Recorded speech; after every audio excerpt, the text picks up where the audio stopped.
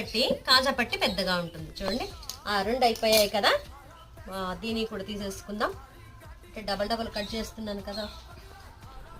ఉక్స్ పట్టి, కాజా పట్టి, షేప్ పట్టీలు, నడుం బెల్ట్ తీసుకుంటున్నాను. చూడండి,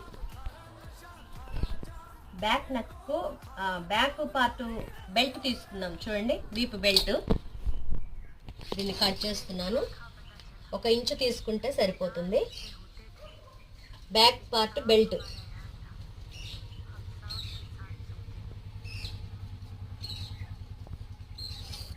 ఒకవేళ తక్కువైతే దీన్ని వేసుకోవచ్చు, జాయింట్ చేసుకోవచ్చు. చూడండి, ఇది బ్యాక్ పార్ట్ బెల్ట్. ఇది కూడా అంచు వస్తుందండి. అంచు వస్తే మనకి డబల్ పని ఉండదు. ఇది బ్యాక్ పార్ట్ బెల్ట్.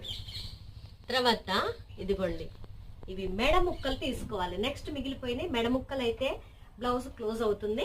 ఇదిగో చూడండి ఎలా తీస్తున్నాను. క్రాస్